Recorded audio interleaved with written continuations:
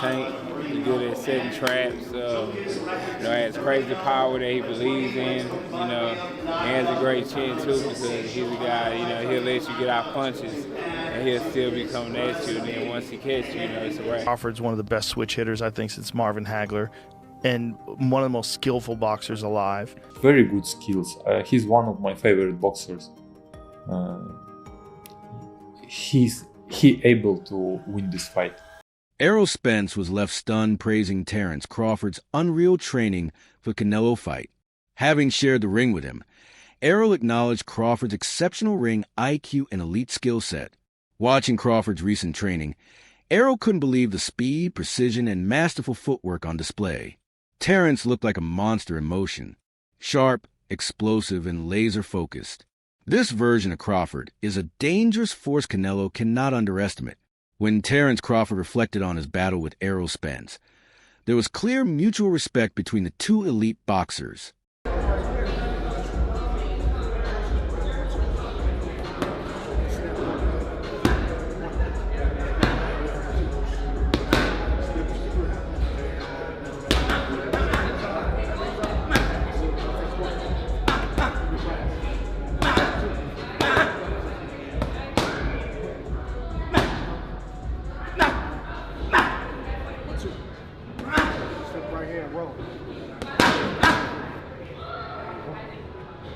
Crawford, known for his patient and cerebral fighting style, emphasized how he systematically wears down his opponents before delivering devastating flurries of punches. Former world champion and analyst Chris Algieri brought a sharp perspective when comparing Crawford and Canelo Alvarez.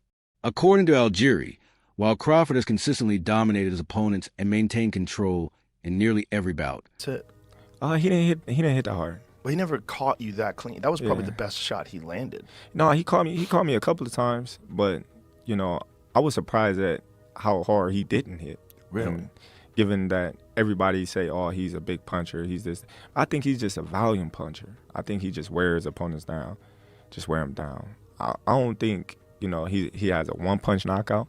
He have power, but it's not like boom, sleep. What I mean? I think it's like bam, oh, boom, boom, boom, boom. And then he just wear you down. Right. Yeah. That is a difference, right? Because if you look at his career, you never seen him like knock nobody out with one punch. You never see him, dropping nobody with one punch. You always see him like wearing them down. That's why he goes so hard to the body, because he want to wear you down. Then once you get tired and once your body start weakening, everything start weakening. And those little punches that wasn't hurting start hurting. Canelo has experienced moments where he was visibly overwhelmed, what boxing insiders call getting bossed. One notable example was Canelo's loss to Dimitri Bivol, where Bivol's size, jab, and discipline dictated the fight. Algieri's point supports the notion that Crawford, though moving up in weight, possesses a style rooted in control, adaptability, and technical dominance.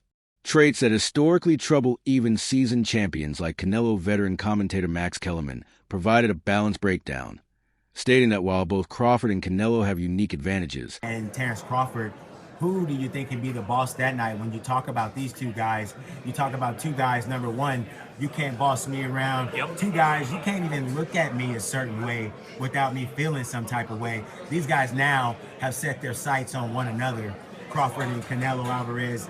Obviously, we know the weight difference, but we've seen Crawford, looks like he's coming up slowly to that weight class and kind of acclimating himself in real time. How do you see that fight playing out?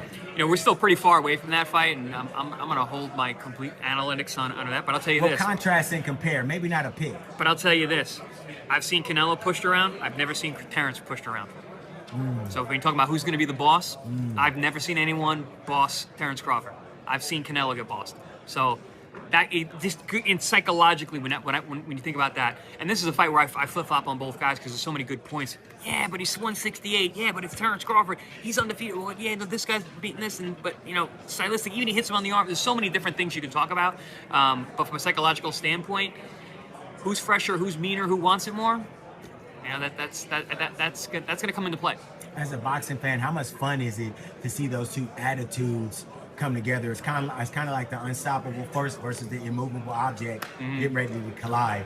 I've worked a lot of Canelo fights, and Canelo fight weeks are great. He plays to the crowd really well. His fans are awesome. I'm thinking about the Caleb Plant situation. I'm thinking about the Billy's Joe Saunders situation. When he gets that in his head that he's got an extra chip, he becomes a really dangerous man. Crawford edges the contest when looking at recent performances and overall skill set. Kellerman highlighted that Crawford's timing, switch-hitting ability, and knockout power have peaked impressively in recent years. In contrast, Canelo, though still elite, has shown signs of slowing down, particularly in his movement and aggression. However, Kellerman did not ignore Canelo's size advantage, which would be pivotal in clinches and trading shots. But when assessing the totality of tools, speed, precision, defense, adaptability, punching. But overall, I have to say Crawford. If you go down the list and ask me about tactical advantages, most of them are Crawford. What Canelo has is size, and as a result, physical strength and punching power. Canelo also has a great chin. But in terms of, if you want to go skill for skill, especially the recent version of Canelo, who's had to turn into a seek and destroy guy, who had to learn as his career went on to cut off the ring and not just follow guys around. Like Lara, Trout, Floyd, he followed those guys around. He had trouble because he's really a natural counterpuncher who wants you to come to him. But in recent years at super middleweight, he's gotten really good at cutting off the ring. Again, last fight notwithstanding. So as an overall suite of skills, recent vintage, it's been Crawford. Okay. But Canelo also is skilled and has a larger skeleton than Crawford. No matter what they weigh, Canelo's the bigger guy. Yeah. You briefly mentioned Canelo's power, so who I would assume Canelo has the You'd have to think, unless Crawford, Crawford was on a knockout streak until he moved up to junior middleweight and then failed to stop Madrimov. So, and Canelo, though he has not stopped anyone in a while, we've seen he's a real puncher at 68. As far as speed, who has a better speed? You would imagine Crawford, given the fact that he is the natural. Kellerman leaned toward Crawford as the more complete and currently sharper fighter. The dynamics of this mega fight are fascinating. On one hand, Crawford is stepping into unfamiliar territory by moving up in weight, which traditionally poses a risk to speed and stamina. On the other hand, Canelo, while experienced at this level, is no longer the same explosive force he once was. Recent fights have shown Canelo struggling to secure knockouts, favoring cautious control over the all-out pressure of his earlier days. This suggests that while Crawford faces a physical test, Canelo's own decline in certain areas somewhat levels the playing field. Canelo, obviously at 168, he has been a bit of the smaller man at that weight class, and in the last couple of years has had trouble finishing opponents and getting guys out of there like he would have at 160 or 154. So you have a bit of a duality there. Both guys coming into this fight in the, let's say, twilight of their careers, or maybe twilight of their primes, however you want to look at it. Canelo is going to be, I think, 35. Terence is 38. So you have a similar situation, different paths, and different struggles for both fighters. But when you look at who has to do more in this fight, it's clearly Terence Crawford, as far as what he's giving up and sacrificing to win this third undisputed championship and to try to beat Canelo, who has only been beat twice in his career, one of which was Floyd Mayweather being slick and tagging Canelo with counter punches when Canelo missed, being the smaller, lighter fighter and up there in age that was still able to take advantage of the youth and experience of Canelo Alvarez, but also just being a defensive maestro and able to counter off of that. Floyd is one of one. And then you have Dimitri Bivol, who was the bigger fighter, and the things that Canelo does very well didn't really hurt him too bad, right? The things that had carried Canelo up in division was his power and the ability to break an opponent down, maybe not stopping them in the early to mid part of fight. If Crawford brings his best, sharp footwork, elite ring IQ, and stamina, he certainly has a path to victory. Young and rising boxing talent Abdullah Mason expressed confidence in Crawford, predicting not just a win, but a shocking one for many spectators. He emphasized that Crawford's power, often underestimated, could catch the world by surprise. The general narrative has centered around Canelo being the stronger fighter due to size.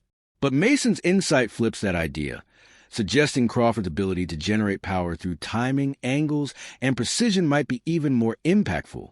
If Crawford can connect cleanly and often, especially in the later rounds. In Dubai, maybe a month ago, I saw him. He's big, and he has very good skills. He's one of my favorite boxers. He able to win this fight, but there is a lot of but, and even not but. There is a lot of things, small things, which we don't know how he will deal with this. He need to get used to the power and pressure of 168. Because it's big difference, to be honest. Maybe he will get used to it, and how he will be feeling himself at the same day when he will fighting, how his training camp will go on, a lot of things. But he's able. He has good skills. He's awkward. He can use two boxing stance. It gives him benefits, of course. I was at that same event in Dubai just before Christmas, and I saw him too, and I thought exactly the same thing, which is that he is quite big. Yeah. Size obviously is important. Jamel Charlo stepped up from super welterweight to super middleweight to box Canelo, and it didn't work at all for him. But Crawford is... I mean, he's one of the best fighters in the world, isn't he? I mean, obviously Mason's prediction could become reality. Dimitri Bivol, the man who handed Canelo a recent loss, offered high praise for Terence Crawford. Having seen Crawford up close, Bivol noted that Terence has bulked up impressively and has the necessary skill set to win this fight. Bivol's opinion carries weight. He understands what it takes to beat Canelo and believes Crawford has that potential. And, we ain't getting punched in the face. So let's just watch the show and enjoy, people. You know what I'm saying? Let's just watch what these champions do. No matter what they do, they're both great. They're both going to continue to be great. But by the end of the day, one will be above the other. Your eyes? It's not like... I think a lot of people are going to lean towards Canelo. I don't want to say it's like... I feel like for the fans, it's coming off 50-50. Like it's hard for me to really commit, because this is what happened, right? When Canelo just fought the Charlo, right? When he just fought Charlo, he knocked Charlo down. But after he knocked Charlo down and Charlo was using ring movement, he never hit Charlo with another big shot.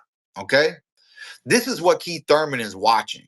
I'm not saying like, oh, Canelo didn't do good. Like, Canelo dominated. That fight he dominated, right? But let's just pay attention to little details, right? After he got dropped, he never got hurt again. Why, you ask? Why did Canelo not hurt him again? Oh, because he was on his bike, because he was using lateral movement, because he was watching with his eyes, and because he was being attentive with his defense, and he was able to make Canelo miss, but he was not able to make him pay. He stressed Crawford's discipline, speed, and intelligence as key assets. When someone of Bill's caliber backs a fighter, it signals that this contest is far more competitive than it may appear on paper. Keith Thurman offered a nuanced take on this showdown. He acknowledged that while the fight may seem even to casual viewers, deeper technical analysis reveals important imbalances. Citing Canelo's recent bout with Errol Spence, Thurman pointed out how Canelo struggled when Charlo used movement and footwork intelligently. Despite being the aggressor, Canelo couldn't effectively cut the ring or land with authority once Charlo started utilizing ring IQ. Thurman used this to suggest that Crawford, who is even more cerebral and strategic than Charlo, Good, work has been going great, and fight time we're gonna be prepared to put on a great show for you guys. Has this been in your mind? We've been talking about it forever. Did you feel like this was eventually going to be the case, that you and Canelo were going to eventually get in there? Not at all. Not at all. I didn't, think it was, a fight that he wanted. So I didn't really know. But, you know, thanks to Turkey, Alashik, he made it possible. And, you know, we got one of the biggest fights in the last decade, you know, happening at Allegiant Stadium, September 13th. When you get in there, what do you expect? Everyone's going to make, a size difference, but what do you expect when you get in there with Canelo? I'm expecting Canelo to be Canelo. You know, he's the bigger man. I expect him to, box a little bit, but I also expect him, to try to walk me down and be the bigger man. So, we expect everything in there. I was looking it up, and I think the last time Bud Crawford was an underdog for a fight was the Prescott fight back in 2013. Any difference? Do you even pay attention to odds, or that doesn't matter to you when you step in there into the ring that night? No, it definitely don't matter. The odds can't fight for him. So, it is. Could create similar and perhaps greater difficulties for Canelo. On his podcast, Joe Rogan, joined by comedian and boxing fan Mike Vaon, shared glowing praise for Terence Crawford. Rogan called Crawford a great and dangerous athlete, emphasizing his remarkable skills, mentality, and work ethic. He also pointed out that the Canelo fight is not only a challenge, but also a huge opportunity both financially and legacy-wise for Crawford. Rogan didn't mince words when he said that Terence Crawford is arguably one of the greatest boxers alive today, highlighting that this moment could cement his status among the all-time greats. In his own words, Terence Crawford laid out his mindset for the upcoming clash. He openly recognized the size disparity, acknowledging that Canelo may try to exhaust him using weight advantage and pressure. However, Crawford was calm and confident, stating he's prepared for all things. This mindset reflects not just physical readiness, but also psychological maturity. He's not underestimating Canelo. He's respecting the challenge while backing his ability to adapt. It's this blend of humility and self-belief that makes Crawford such a dangerous and intelligent fighter.